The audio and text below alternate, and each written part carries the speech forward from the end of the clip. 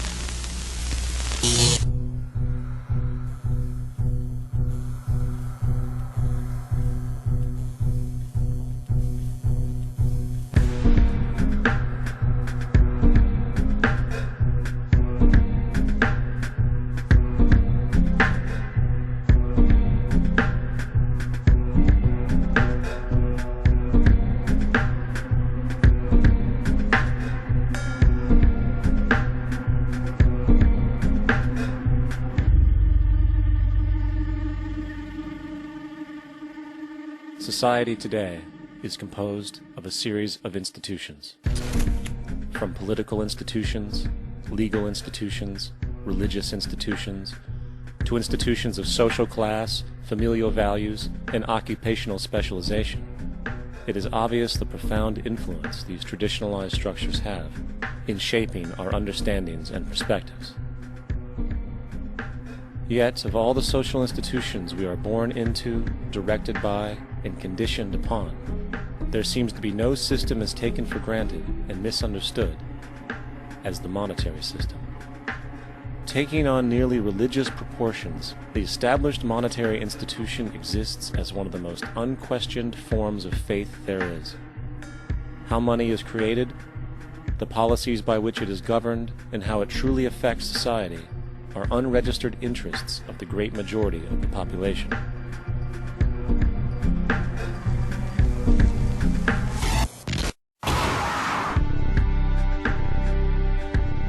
In a world where 1% of the population owns 40% of the planet's wealth, in a world where 34,000 children die every single day from poverty and preventable diseases, and where 50% of the world's population lives on less than $2 a day, one thing is clear: something is very wrong.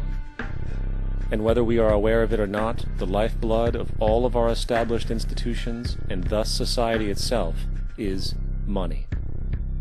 Therefore, understanding this institution of monetary policy is critical to understanding why our lives are the way they are.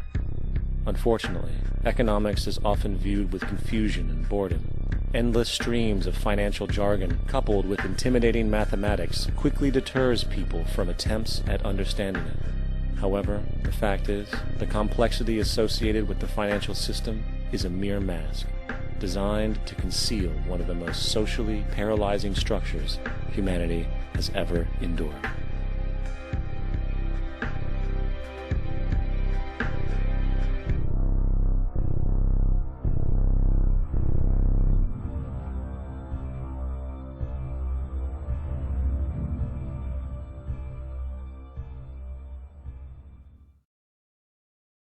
A number of years ago, the Central Bank of the United States, the Federal Reserve, produced a document entitled Modern Money Mechanics.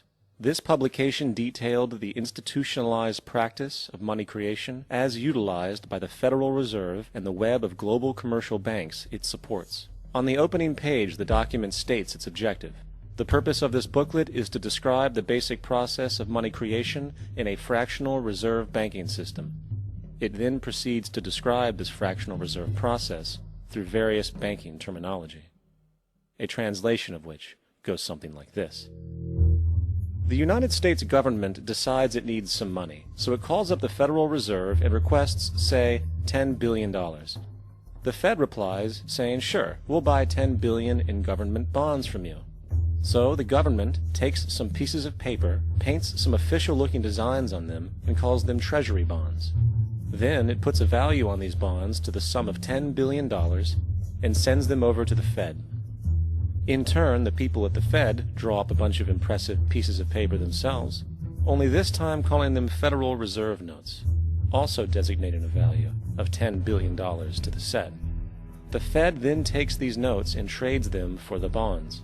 Once this exchange is complete, the government then takes the $10 billion in Federal Reserve notes and deposits it into a bank account. And upon this deposit, the paper notes officially become legal tender money, adding $10 billion to the U.S. money supply. And there it is. $10 billion in new money has been created. Of course, this example is a generalization, for, in reality, this transaction would occur electronically, with no paper used at all. In fact, only 3% of the U.S. money supply exists in physical currency. The other 97% essentially exists in computers alone.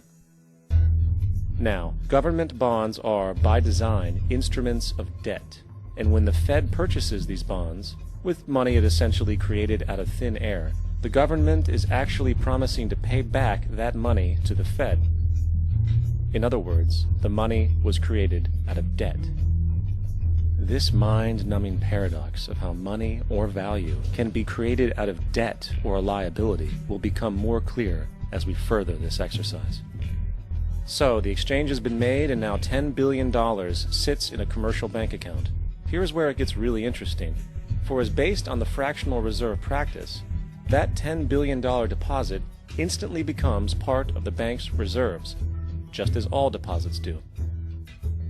And regarding reserve requirements, as stated in modern money mechanics, a bank must maintain legally required reserves equal to a prescribed percentage of its